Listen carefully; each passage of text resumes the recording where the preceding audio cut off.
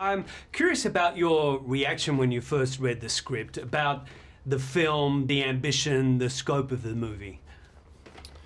Well, the director's a very infectious guy, and when I first met him, it wasn't even about this. It just was.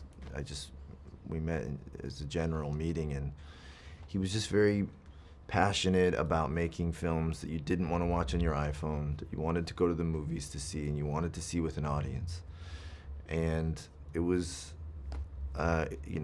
inspiring. And then months later, I got a script for this, and I thought, after I read it, he really has a chance of doing that, I think. I kept thinking all those years spent in the Mickey Mouse Club were leading up to this film. The singing and the dancing, was that a pleasure or a real challenge for you? It was a great challenge. It was, I loved these old-fashioned Hollywood musicals growing up, but I thought, like most people, like that ship had sailed. So the opportunity to make one was just too big an opportunity to pass up. It does have a very nostalgic feel to it, right? Mm-hmm. Was there much overlap between the LA that you know and grew up in, and as a young performer, and what's in the film? Yeah, I think we tried to include as many, not just iconic locations in Los Angeles, but just locations that had some meaning to us. You know, we tried to.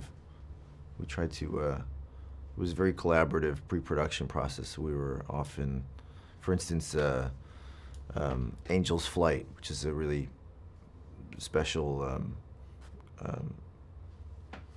place in Los Angeles that I lived across from it for 5 years, and I could never get on it, and it was torture. And but I knew we had a chance with this movie. If we asked them, they might let us on, and they did. So that was exciting. Right. I know you're a bit of an unabashed romantic in some of your movie choices, but were you a fan of musicals? As you say, it's kind of a dying genre, but what have been some of your favorites, or actors and actresses, dancers? I liked the movie musicals. I didn't have an opportunity to see many sort of like Broadway productions or, that style. But Gene Kelly was always somebody that was really inspiring to me. Singing in the Rain is just, it never gets old. It's a timeless film. It never gets old. It's so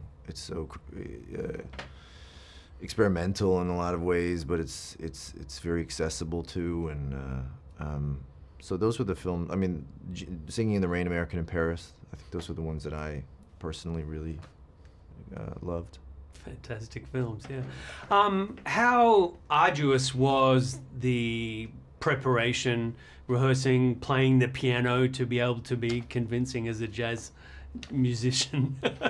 Well, I had always been musical, I guess. I always had tried to play instruments, but I never applied myself. Same thing with dance. I just never really applied myself in the way that I wish that I had. So this was an opportunity to go back and really practice and try and give it my best. You gonna continue playing? I think it's a good idea, because they say as long as you can play the piano, you'll always have a job. So I'll try and keep that in my pocket just in case. Playing Christmas tunes, isn't it? You never know. Yeah. Now, the film went to Venice. It must have been special to take this kind of a movie to an international film festival, and it's been a critical darling since then. Now that we're in award season, what would a nomination, recognition at awards mean to you in this film? Well, I know that Emma and I are on the poster, but there's an army of people that worked on this movie. I mean, and so much talent between all the dancers, the incredible scenic painters that painted the real backdrops, or having the great musicians that were in this film. So it's exciting to think that people are going to see their work too.